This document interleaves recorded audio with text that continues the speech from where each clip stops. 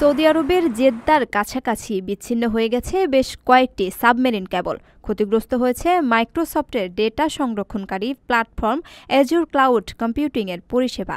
ব্যাহত হয়েছে ভারত, পাকিস্তান, সৌদি আরব সহ মধ্যপ্রাচ্য ও এশিয়ার বেশ কয়েকটি দেশের ইন্টারনেট সংযোগ। লক্ষাধিক টাকা বেতনে কর্মী নিচ্ছে জাপান। যেতে আগ্রহীরা যোগাযোগ করুন স্ক্রিনে দেয়া নাম্বারে।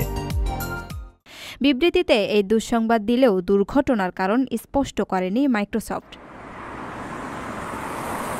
বলা হয়েছে, মধ্যপ্রাচ্য বাদে খুব বেশি ক্ষতির সম্মুখীন হয়নি অন্যান্য দেশের সংযোগ। দ্রুতই এই জটিলতা কাটিয়ে উঠবে তারা। প্রাথমিকভাবে সাবমেরিন কেবলের এই বিচ্যুতিকে বিচ্ছিন্ন ঘটনা মনে করা হলেও এর দায় স্বীকার করেছে ইয়েমেনের বিদ্রোহী গোষ্ঠী হুতি। রোববার হুতি নিয়ন্ত্রিত আল মাসিরা টিভিতে স্বীকারোক্তিমূলক বিবৃতি দেয় বিদ্রোহী গোষ্ঠী। দ্য গার্ডিয়ান সহ ব্রিটিশ ও ইসরায়েল ভিত্তিক বেশ কয়েকটি সংবাদ মাধ্যম বলছে, ফিলিস্তিনের গাজা উপত্যকা ও অধিকৃত পশ্চিম তীরে আড়িপাতা ও হামাসের সম্ভাব্য অবস্থান নির্ণয়ে মাইক্রোসফটের ক্লাউড কম্পিউটিং পরিষেবাটি ব্যবহার করা হয়, যদিও এ অভিযোগ সম্পূর্ণ অস্বীকার করেছে মাইক্রোসফট।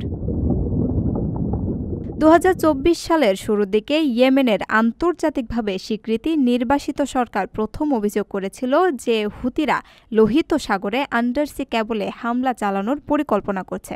সে সময় কয়েকটি কেবল বিচ্ছিন্নের ঘটনাও ঘটেছিল, কিন্তু সে যাত্রায় দায় অস্বীকার করেছিল হুতিরা।